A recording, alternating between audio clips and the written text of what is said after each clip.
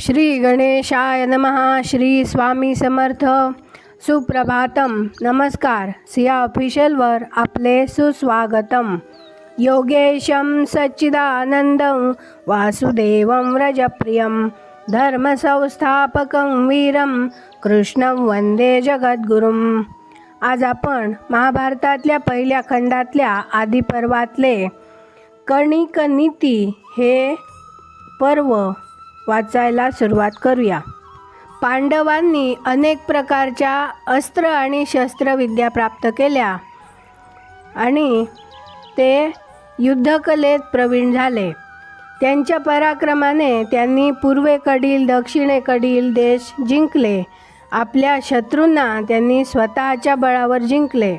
असा त्यांचा अद्भुत पराक्रम बघून धृतराष्ट्राला मात्र चिंता झाली. आपल्या 100 पुत्रांपेक्षा हे 5 पांडव वरचढ ठरतात हे धृतराष्ट्राच्या पचनी पडेना आणि त्याने कणिक नावाच्या आपल्या मंत्र्याला बोलावून घेतले. हा कणिक म्हणजे एक धूर्त ब्राह्मण होता.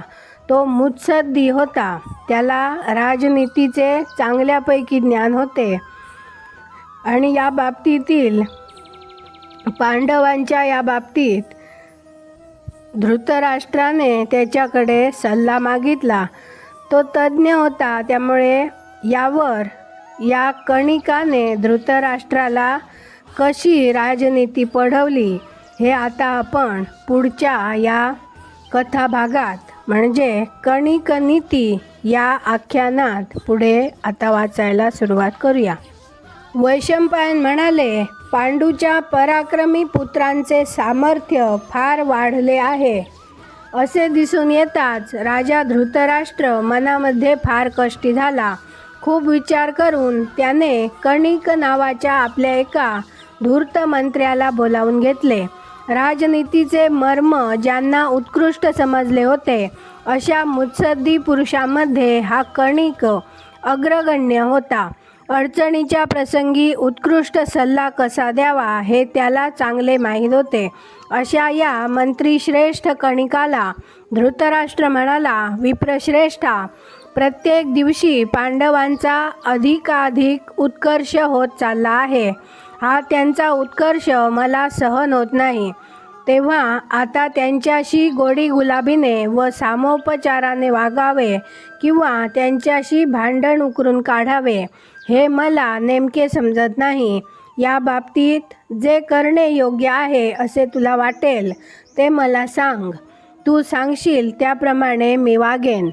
वैशंपायन म्हणाले, धृतराष्ट्रानेच हा विषय काढल्यावर तो चाणाक्ष ब्राह्मण कणिक अगदी खुश झाला आणि राजनीतीचे अंतर्गत रहस्य ज्यात पूर्णपणे सामावले आहे असे विवेचन त्याने अगदी स्पष्ट व परखड शब्दात करावयास सुरुवात केली.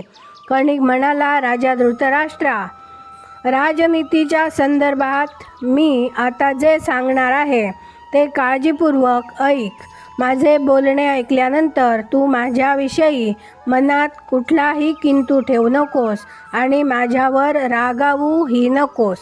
राजाने नित्य इतरांना शासन करण्याच्या तयारीने सज्ज असावे. आपले सामर्थ्य प्रत्येक क्षणी जगाच्या प्रत्ययाला येईल याविषयी त्याने नित्य दक्ष असावे. आपल्यात जे वैगुण्य असेल ते त्याने कधीही दुसऱ्याला दिसू देऊ नये. पण कोणत्याही बाबतीत शत्रूचे वैगुण्य दिसून येताच त्याचा फायदा घेण्याचा त्याने आटोकाट प्रयत्न करावा. आपले सामर्थ्य जो जगाला नित्य दाखवतो त्याचा धसका प्रत्येकालाच वाटत असतो. हे ध्यानात घेऊन राजाने आपले प्रत्येक कार्य दंड भय दाखवूनच करून घ्यावे. स्वतःचा उणेपणा कधीही उघडकीस येऊ न देता दुसऱ्याचा उणेपणा शोधून काढून त्याच्यावर मात करावी.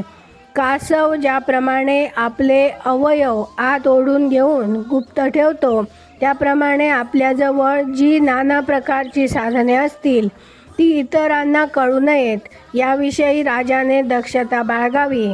एकदा कोणत्याही कारणाने शत्रूला डिवचण्याचा प्रसंग आला तर त्याला पूर्णपणे नेस्तनाबूत केल्याखेरीज राहू नये. पायात रुतलेला काटा जर मुळापासून उपटून काढला नाही तर त्यामुळे होणारी जखम पुष्कळ दिवस चरत राहण्याची भीती असते.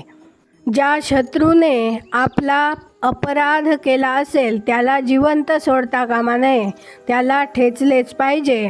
शत्रू कितीही बलाढ्य असला तरी तो अडचणीत सापडला आहे असे दिसताच त्याचे निर्दालन करावे आणि शत्रू युद्ध करण्यात कितीही पटाईत असला तरी प्रयत्नांची पराकाष्ठा करून त्याला खिंडीत गाठावे आणि त्याची ससेहोलपट करावी. या बाबतीत कसलाही विचार करू नये. एखादा शत्रू दुबळा आहे असे मानून त्याची उपेक्षा करण्याची चूक कधीही करू नये. विस्तवाची ठिणगी क्षुद्र असते, पण तिच्यावर पालापाचोळा पडला की तो भडकतो आणि शेवटी सारे अरण्य जाळून टाकतो. तद्वत क्षुद्र शत्रूला जर दुर्ग इत्यादिकांचा आश्रय मिळाला तर तो प्रबळ होतो आणि फार उपद्रव देऊ लागतो. पण शत्रूला जर कोणताही आश्रय मिळाला नाही आणि त्याचे सामर्थ्य क्षीण झाले तर प्रसंगी तो आंधळ्याचे सोंग घेईल, बहिऱ्याचेही सोंग घेईल. आपले धनुष्य गवताप्रमाणे निरर्थक झाले आहे असा देखावा तो करील. मृगाला फसविण्यासाठी वाघाने झोपेचे सोंग घ्यावे त्याप्रमाणे तो बेसावध नाटक करील आणि अनुकूल संधी मिळताच दगाफटका करील. अशा शत्रूशी आपणही कपटानेच वागले पाहिजे.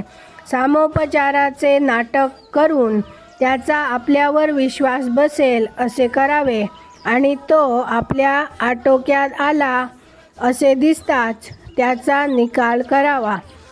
तो शरण येण्याचे नाटक करील, पण हा शरण आलेला आहे म्हणून त्याच्यावर दया करावी अशासारख्या विचाराला मनात कधी थारा देऊ नये.